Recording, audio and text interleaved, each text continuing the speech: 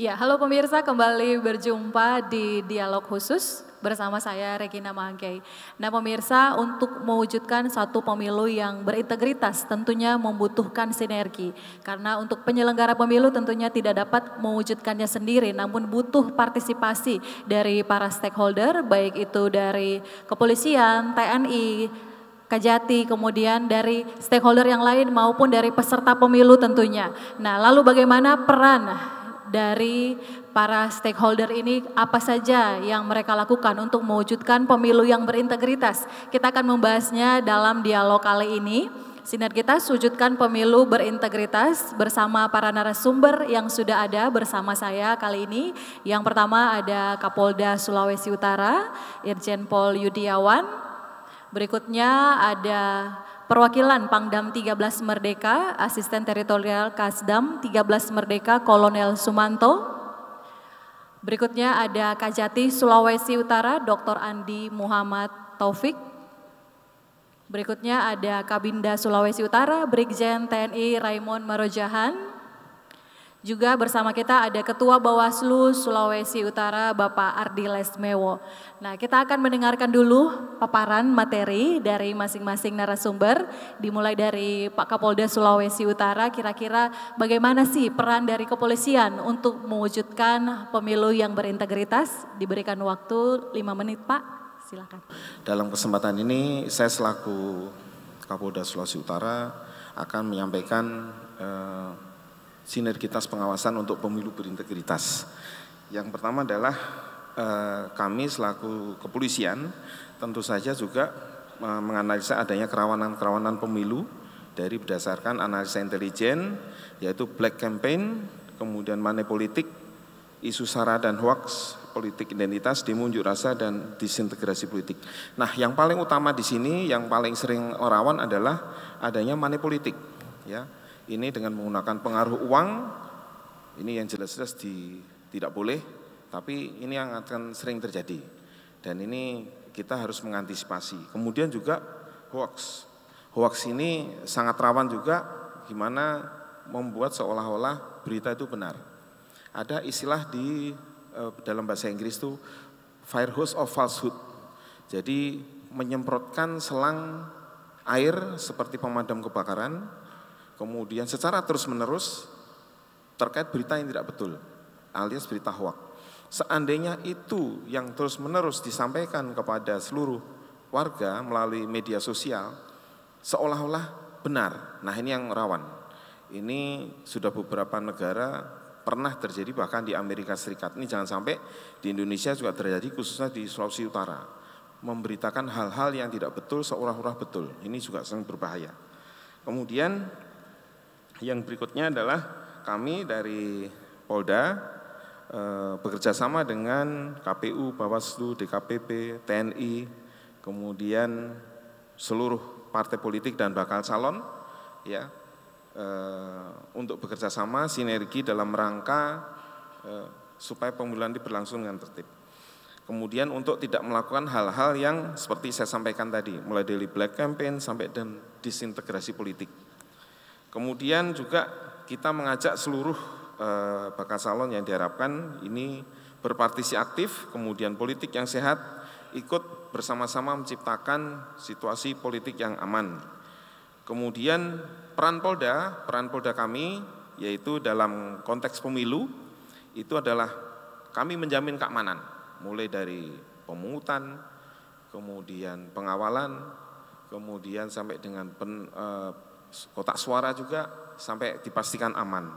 Kemudian juga koordinasi dengan lintas sektoral. Kemudian yang paling terakhir adalah ada sentra Gakumdu bekerja sama dengan Bawaslu. Ini ada 3 hal yang akan kami lakukan, yaitu preemptif, preventif, dan represif. Gimana kalau preemptif yang sudah kita laksanakan, mulai deteksi dini, menjumpai tokoh masyarakat dan tokoh agama, tokoh pemuda, Pemda. Kalau preventifnya yaitu melalui patroli operasi mata berata. Kalau di dalam pemilu biasanya kita ada operasi disebut operasi mata berata. Kemudian juga mungkin beberapa saat yang lalu pernah dilakukan deklarasi, kemudian lantas rapat koordinasi lintas sektoral, kemudian juga kita ada sentra Gakumdu yang bersama-sama dengan Pak Kajati, Polda, anggota kami dari Krimum, ini sudah menetap di situ. Kemudian kegiatan rutin yang ditingkatkan dalam rangka cooling system. Nah, kami beberapa saat yang lalu selama kurang lebih hampir setengah bulan berkeliling di Sulawesi Utara, Bitung, dan mungkin nanti akan sampai ke Kota Mobagu, yaitu dalam rangka kita mengajak masyarakat untuk cooling system. Mulai dari sosialisasi sampai dengan penggalangan, deklarasi damai, dan selanjutnya. Kemudian keberhasilan dalam pelaksanaan pemilu ini bukan kami saja, tetapi kami harus berkoordinasi dengan TNI, Pemda, Parpol, Polri, KPU, Bawaslu, ini semua saling bersinergi. Kalau sudah sinergi, kami yakin pasti juga aman. Kemudian juga kami menjamin berdasarkan Undang-Undang Nomor 28, Nomor 2 tahun 2002, Pasal 28 ayat 1 dan 2, ini dipastikan bahwa Polri netral dan tidak terlibat dalam politik praktis. Dan Polri juga tidak boleh memilih dan tidak dipilih. Itu yang menjadi kunci kami. Dan ini sudah jelas ada STR dari Kapolri, juga termasuk surat telegram Kapolda kepada seluruh jajaran. Dipastikan semua anggota Polri adalah netral, siapapun walaupun dia dari warga lokal. Saya kira demikian yang dapat kami sampaikan, mungkin nanti lebih lanjut bisa melalui tanya jawab. Kita kasih tepuk tangan dulu Bapak Ibu. Itu dia paparan dari Kapolda Sulawesi Utara, Bapak Irjen Pol Yudiawan. Berikutnya yang kedua saya berikan kesempatan kepada Asinter Kasdam 13 Merdeka, Kolonel Sumanto untuk memaparkan materi. Terkait sinergitas wujudkan pemilu yang berintegritas ini, bahwa Kodam dalam hal ini adalah TNI, sesuai dengan Undang-Undang Nomor 34 Tahun 2004, bahwa TNI bersifat profesional, yaitu tentara yang tidak berpolitik praktis. Oleh sebab itu tidak perlu diragukan lagi bahwa TNI sesuai dengan kebijakan dari Bapak Panglima TNI, kemudian Bapak Kasat, kemudian Bapak Pangdam, bahwa sesuai dengan undang-undang yang telah kita laksanakan, pasti netral, ya, jamin netral, tidak berpihak pada salah satu parpol. Meskipun mungkin kita ketahui bahwa di dalam proses Pilpres ada salah satu dari purnawirawan Bapak Prabowo, tetapi yakinlah bahwa politik TNI adalah politik negara, yaitu politik yang tidak berpihak kepada salah satu parpol. Ini sudah diwujudkan di Kodam 3 Merdeka ini. Kemudian perlu kami sampaikan bahwa Kodam 3 Merdeka ini mencakup 3 provinsi, yaitu Provinsi Sulut, kemudian Gorontalo, dan Sulawesi Tengah. Untuk perbantuan kami pada Polri, kami telah menyiapkan pasukan atau personil. Di Sulut sendiri terdapat 3.799 personil, kemudian di Gorontalo, kemudian 2.913, di Sulteng, kemudian di Gorontalo adalah 1.843. Ini personil yang kita PKU-kan kepada Polri pada saat tahapan pemilu ini. TNI dalam hal ini adalah Kodam 3 Merdeka akan menjamin keamanan di Provinsi Sulut guna mewujudkan situasi yang aman, damai, dan tertib dan lancar. Kemudian membantu menciptakan suasana aman dan kondusif di wilayah Sulut. Kemudian menciptakan serta menjaga stabilitas politik dan keamanan dalam negeri. Kemudian yang terakhir adalah mendukung serta membantu KPU dan Bawaslu dalam menyelenggarakan pesta demokrasi pemilu. Kemudian beberapa bulan yang lalu kita sudah mengamankan bagaimana kita membantu proses distribusi logistik pemilu, baik itu ke pulau-pulau terluar, yaitu di Sangihe maupun di Talaut. Kita juga bersama dengan Polri membantu terlaksananya logistik dari pemilu tersebut. Kemudian harapan dalam pemilu tahun 2024, kami berharap pada seluruh peserta partai politik yang hadir di ini untuk menciptakan suasana yang kondusif di wilayah Sulut. Ini harapannya, agar akses dari pemilu itu langsung umum, bebas, rahasia, dan jujur dan adil. ini terwujud di Sulawesi Utara ini. Kemudian besar harapan kami bila ada prajurit kami yang tidak netral, kami membuka posko pengaduan. Mohon mungkin bisa dicatat bahwa posko pengaduan kami nomor HP-nya adalah 0821 9544 6683. Bila ada prajurit kami maupun institusi kami yang tidak netral terhadap penyelenggaraan pemilu, agar disampaikan ke posko pengaduan kami. Poskonya ada di Pomdam, kemudian di Sulawesi Tengah maupun di Gorontalo kami buka di Denpom, karena petunjuk dari pimpinan kami bahwa posko pengaduan dalam hal ini diserahkan kepada Pomdam. Demikian besar harapan kami bahwa pelaksanaan pemilu, mari kita berkomitmen bersama, bersinergi antar komponen bangsa lainnya, baik TNI, Polri, kemudian KPU, Bawaslu, Kajati, agar terwujud pemilu yang langsung umum, bebas rahasia dan jujur dan adil, sehingga kita mendapatkan pemimpin 5 tahun ke depan, pemimpin yang benar-benar dipercaya oleh masyarakat seluruh Indonesia. Demikian. Terima kasih. Terima kasih Pak Kolonel Sumanto, kita kasih tepuk tangan untuk narasumber kita yang kedua. Berikutnya ada Bapak Kajati Sulawesi Utara, Dr. Andi Muhammad Taufik, SHMH CGCAE akan membawakan materi. Dipersilahkan Pak.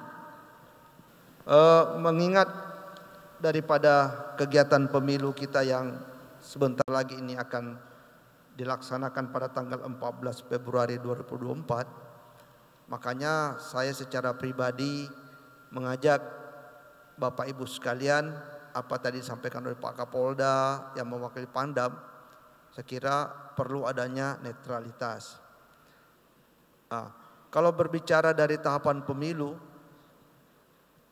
sebenarnya tugas kejaksaan itu sebenarnya titik tolaknya ada di sentra Gakumdu, ya, di sentra Gakumdu. Namun tidak ada salahnya coba kita melihat tahapan pemilu serentak 2024. Di sini ada beberapa alur yang sudah ada kita lihat, yang kami teliti yang banyak terjadi pelanggaran pemilu, tindak pidana pemilu ada dalam masa kampanye pemilu dan masa tenang. Ini yang perlu kita antisipasi nanti. Mungkin kerjasama dari aparat pemerintah, aparat keamanan semuanya untuk bisa bagaimana bisa berjalan dengan baik. Di sini ada potensi kerawanan pemilu. Memang ada data, kalau dilihat di sini ada 5 provinsi dengan rawan tinggi, yaitu DKI Jakarta, Sulut, Maluku Utara, Jawa Barat, dan Kaltim. Di sini kita termasuk nomor 2. Memang ini menjadi satu pertanyaan bagi teman-teman.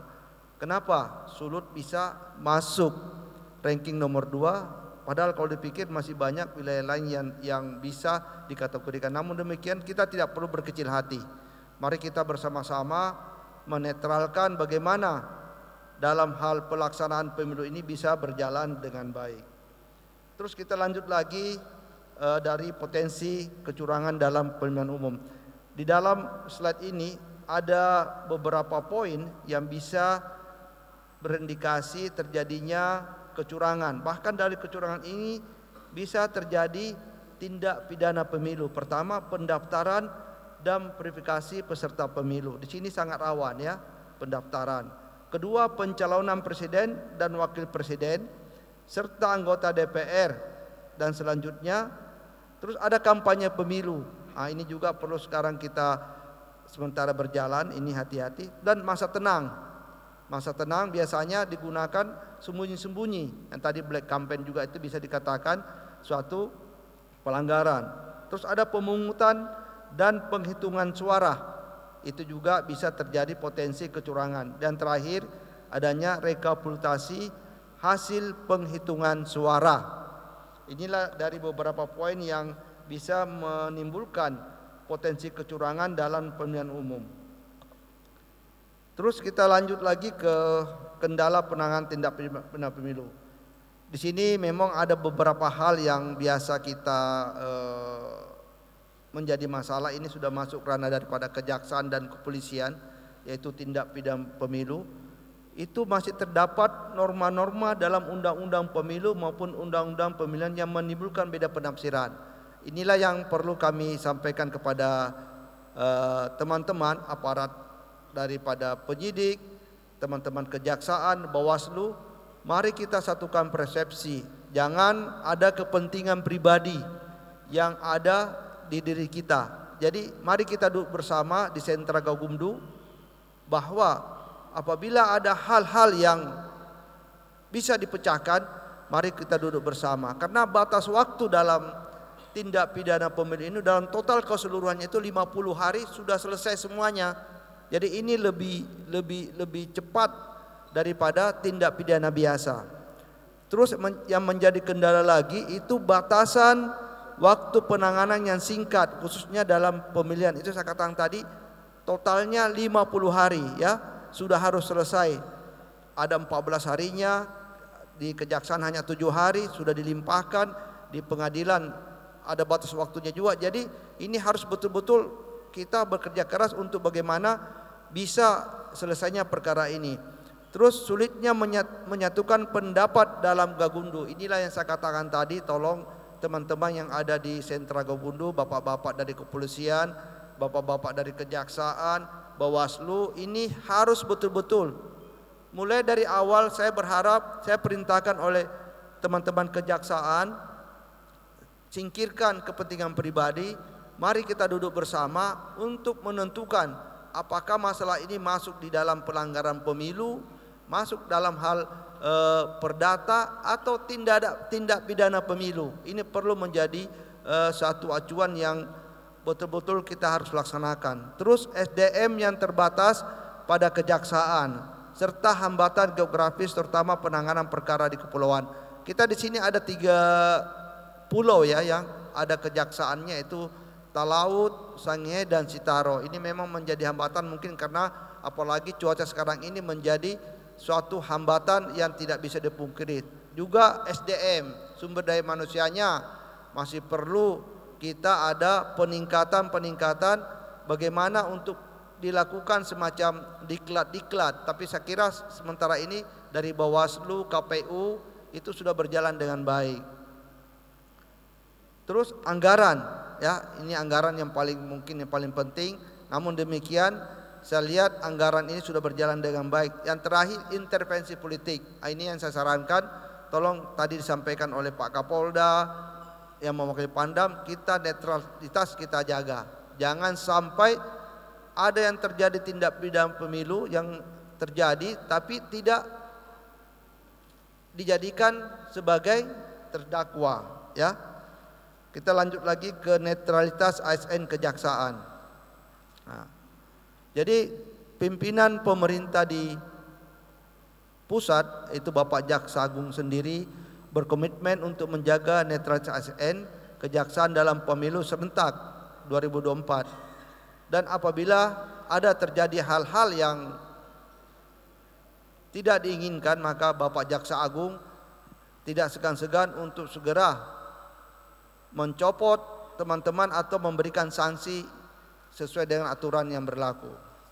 Dan perlu kami informasikan bahwa untuk di Sulawesi Utara ini sudah ada tindak pidana pemilu yang sudah putus ya, di Talaut 1, terus di Kota Mobagu 1. Ya mudah-mudahan ini tidak bertambah lah, walaupun ada beberapa hal yang saya melihat melihat ada beberapa masalah yang sementara ini sedang berjalan. Mungkin kita sebagai aparat penegak hukum kita harus betul-betul meneliti secara cermat unsur-unsur yang ada. Jadi tolong teman-teman di dalam sentra Gakumdu ini dalam hal mencermati apakah perkara ini bisa dimasukkan dalam tindak pidana pemilu, tolong uraikan unsur-unsur itu, diuraikan satu persatu. Contohnya mungkin barang siapa dengan sengaja, itu diuraikan semuanya. Kalau memang unsur-unsur itu didukung dengan alat bukti yang ada, sehingga ada 2 alat bukti yang betul-betul menjadi pendukung untuk tindak pidana tersebut, saya kira bisa diangkat menjadi tindak pidana pemilu. Dan apabila hal tersebut menjadi ranahnya Bawaslu seperti mungkin pelanggaran pemilu maupun dengan perdata, ya kita harus legowo menyerahkan kepada Bawaslu untuk ditindaklanjuti. Oke, baik. Dan selanjutnya kita akan mendengarkan pemaparan materi yang keempat dari Kabinda Sulawesi Utara. Dipersilakan Bapak Brigjen TNI Raymond Marojahan. Kita ada potensi kerawanan pemilu tahun 2024, kemudian sinergitas. Potensi kerawanan pemilu itu sendiri ada isu netralitas, kemudian politik uang, black campaign, negative campaign, kemudian logistik pemilu, konflik sara, penggelembungan suara, dan gesekan antar pendukung. Dan yang tidak kalah pentingnya, ini faktor eksternal. Cuaca, listrik, keterjangkauan layanan internet. Ini harus semuanya kita bahas karena itu sangat mendukung. Ya. Isu netralitas ASN dan politik uang ini merupakan urutan teratas ya, dalam indeks kerawanan pemilu IKP tahun 2024. Kemudian juga ada masalah politik uang di dalamnya. Nah, ini keterlibatan ASN. Nah, ini juga perlu menjadi pengawasan dan perhatian kita bersama. Lanjut, black campaign dan negatif campaign ini juga masih terjadi, baik secara fisik di lapangan pada saat mereka melaksanakan kampanye, maupun secara medsos menggunakan media. Ini masih kita temukan dan masih dilakukan oleh oknum-oknum tertentu lah kita bisa bilang ya.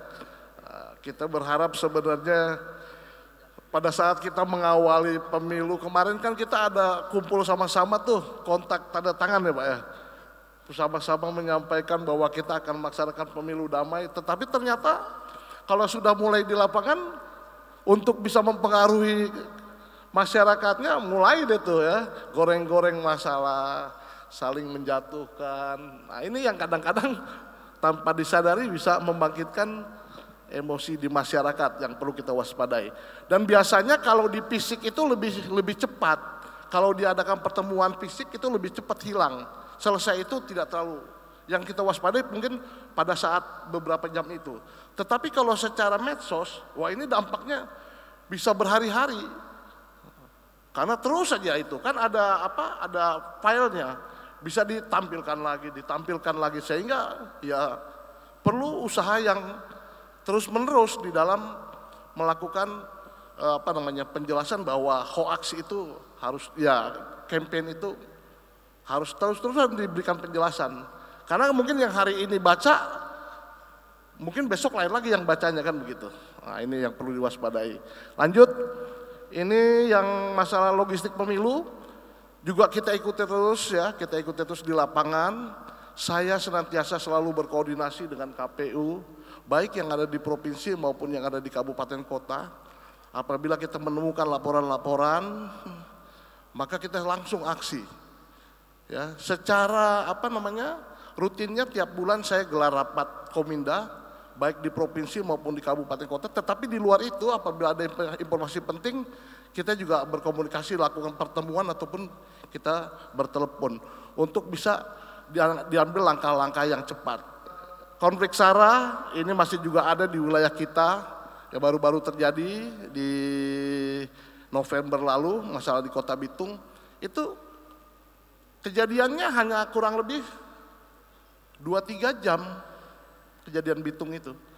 Tetapi penanganan di lapangannya kalau sudah sempat terjadi konflik, itu 1 bulan lebih itu.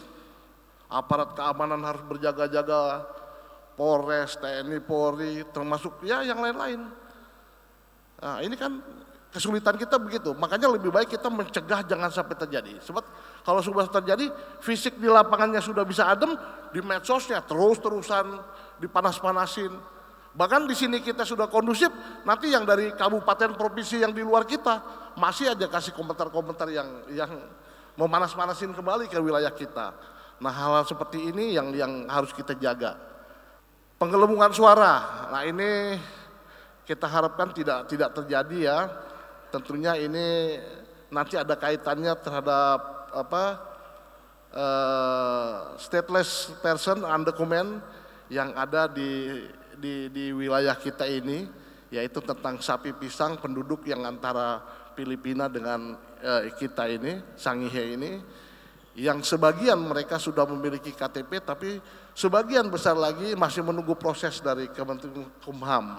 Artinya sambil menunggu proses ini mungkin harus ada aturan yang jelas nanti dibuat seperti apa mereka kalau seandainya mau dilibatkan. Tentunya harus secara prosedur yang benar. Gesekan antar pendukung, nah ini selalu terjadi ya. Bahkan tidak hanya pada saat kampanye, kadang-kadang di luar itu juga. Yang baru-baru terjadi setelah di Boyolali, masalah apa? Knalpot brong, ya kan? Kita pikir di wilayah Jawa aja, nggak lama terjadi di wilayah kita. Nah ini kedudukan kami BIN ya, sesuai dengan Peraturan Presiden Republik Indonesia Nomor 67 Tahun 2000 tentang Koordinasi Intelijen Negara.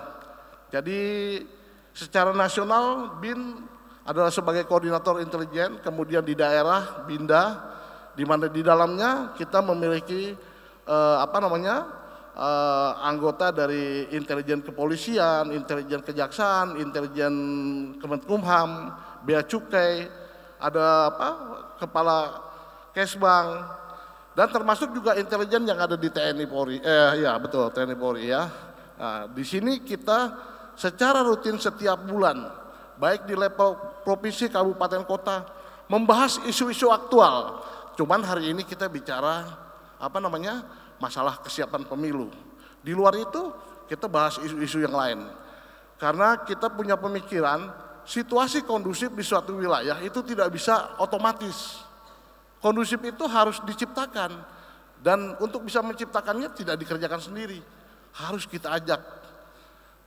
Ya, kita ajak dinas instansi terkait, kemudian stakeholder terkait untuk bersama-sama memikirkan bagaimana kita menciptakan kondusivitas.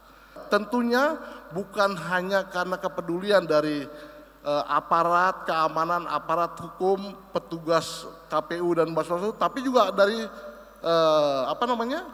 partai yang sedang ikut berkompetisi, juga harus berpartisipasi untuk bagaimana kita sama-sama bergandengan tangan yang menghindari tidak terjadi politik uang dan yang lain-lain tadi yang sudah kita bahas. Ya jangan dipancing-pancing lagi aparat ke arah-arah yang sana kan gitu, supaya jangan dikasih peluang. Paling penting kita sama-sama berusaha, berdoa, bekerja sama ke depan bagaimana menciptakan iklim kondusif di Sulawesi Utara ini bisa berjalan. Ada pemenang presidennya, ada yang pemenang jadi anggota DPR-nya, tetapi situasinya tetap kita semua bersaudara, ya, tidak berkepanjangan polemik yang tidak enak itu. Kita semuanya sama-sama senang, sama-sama tetangga bisa ngobrol enak lagi, tidak habis pemilu saling diam-diaman. Saya kira itu aja yang perlu saya sampaikan. Terima kasih. Ya, terima kasih Pak Kabinda Sulawesi Utara, Brigjen TNI Raimond Marojahan. Tadi kita sudah dengarkan paparan dari aparat pengamanan dan penegak hukum yang ada di Sulawesi Utara, dari kepolisian, dari TNI, kejaksaan, dan juga dari BINDA. Nah, kita akan mendengarkan paparan dari penyelenggara pemilu. Sudah hadir bersama kita Ketua KPU Sulawesi Utara Bapak Kenli Poluan. Dipersilahkan, waktunya 5 menit Pak Kenli. Setidaknya kami ingin menyampaikan 3 hal, Pak. Yang pertama, pengelolaan dan distribusi logistik pemilu sedang berjalan. Sampai tadi malam, semua 15 kabupaten kota, Pak Kapolda, yang kekurangan sudah kami distribusikan ke 15 satker. Dan pagi ini melanjutkan pengepakan di gudang kabupaten kota, sebagian di kantor KPU. Target yang kami berikan ya kepada teman-teman KPU Kabupaten Kota harus selesai tanggal 30. Ya. Jadi semua pengepakan ya, pengesetan dan pengepakan logistik pemilu itu diselesaikan tanggal 30 Januari ini. Nah, agar supaya persiapan distribusi logistik itu bisa dimulai sejak tanggal 1. Jadi perencanaan dan proses distribusi sudah bisa disiapkan semuanya. Yang kedua, sekarang ini kami sedang mengkoordinasikan pelaksanaan bimbingan teknis bagi teman-teman KPS sejumlah 57.600 KPPS di 8.240 TPS dan hampir semuanya sudah dilakukan sejak 3 hari lalu lah. Tapi hari ini dan mungkin hari Senin, Selasa, Rabu itu berakhir ya. Nah, mudah-mudahan pelaksanaan penguatan kapasitas bagi teman-teman KPS itu bisa berlangsung dengan baik, karena mereka ini yang menjadi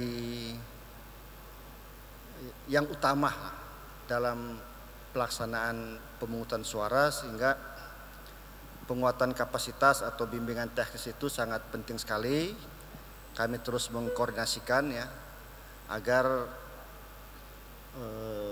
semua modul ya atau semua materi yang disusun ya dan disiapkan oleh KPU RI itu bisa tersampaikan sebagaimana seharusnya. Karena kalau kapasitas atau kemampuan pemahaman dari teman-teman KPS itu tidak dilaksanakan dengan baik ya, dikuatkan dengan baik, maka berpotensi terjadi masalah-masalah pada saat pemungutan suara ya.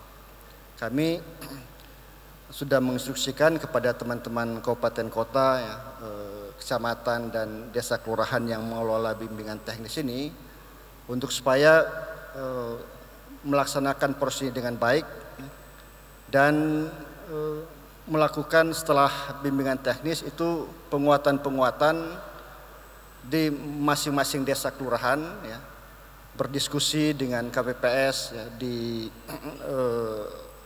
bulan Februari ini agar tidak ada kelalaian ya, atau kekurangan dalam bisnis proses yang dilakukan oleh teman-teman KPPS di TPS pada tanggal 14 Februari.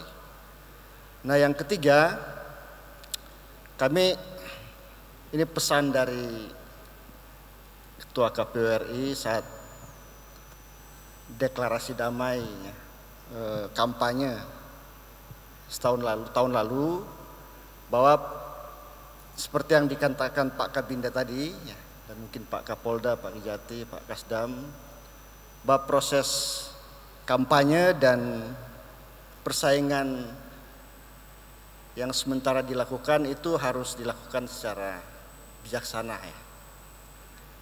Jangan terlalu tegang-tegang, apalagi di Sulawesi Utara. Apalagi Pak Kapolda, Pak Kejati, Pak Kabinda, Pak Kasdam, teman-teman partai ini kalau datang di KPU itu orang Manado bilang semua bakusedu. Teman-teman LO dan perwakilan partai, dan pengalaman kita ya, dalam sejarah kerjasama parpol itu kan berubah-ubah setiap pemilu dan pilkada ya.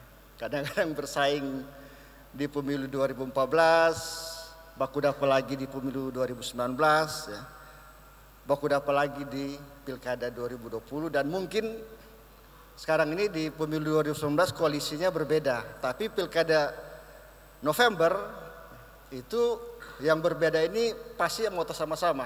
Itu kan yang selalu jadi diskusi segar di kadang-kadang di KPU dan di Bawaslu. Jadi suasana di kita di Sulawesi Utara ya, itu saya yakin bagi teman-teman parpol atau peserta pemilu calon anggota DPD itu pasti akan lebih adem lah ya, karena kami melihat cermin itu dalam suasana yang setiap kali baku dapa ya, atau berdiskusi bersama KPU dan Bawaslu dan teman-teman peserta pemilu ya, karena itu pengalaman kita ya, setiap pemilu ke pemilu, pilkada ke pilkada terjadi perubahan-perubahan koalisi ya, perubahan-perubahan kerjasama. Kalau terlalu tegang, ya nanti mau pilkada 2024 akan ada, ya kan, akan jadi masalah sendiri kan kalau terlalu tegang. Saya kira itu saja yang ingin kami sampaikan. Kami tentu berharap bahwa forum ini menjadi satu proses yang penting dalam kita mempersiapkan hari pemungutan suara karena tinggal 15 hari lagi ini. Jadi 2 minggu plus 1 hari. Jadi kita minta bantuan buat teman-teman semua dalam forum ini untuk bisa mensosialisasikan hari pemungutan suara tanggal 14 Februari dan tentu menyuruhkan agar pemilu kita di Sulawesi Utara bisa berjalan dengan penuh kebijaksanaan, ya. Karena kebijaksanaan itu adalah kebajikan kan yang harus kita pegang. Sehingga pemilu ini tidak saja sekedar kegembiraan, tapi juga kebahagiaan. Karena kebahagiaan itu adalah kebajikan tertinggi. Jadi tidak saja rame-rame, karena ini pesta pemungutan suara, tapi juga semua ya, dari yang melakukan baik peserta pemilu ya, maupun pemilih, termasuk pengawas pemilu Bawaslu itu bisa berbahagia di hari pemungutan suara sampai proses rekapitulasi secara berjenjang di kecamatan, kabupaten, kota, provinsi, dan rekapitulasi nasional. Saya kira demikian, terima kasih atas kesempatan. Terima kasih Bapak Kenli Poluan, Ketua KPU Sulawesi Utara di tengah kesibukan sudah hadir bersama-sama dengan kita. Dan ini juga jadi pertanda ya kehadiran bapak-bapak yang ada di depan ini bahwa sinergitas yang ada di Sulawesi Utara terjalin dengan sangat baik dan sangat luar biasa. Sesudah ini Bapak Ibu kita akan ada sesi tanya jawab.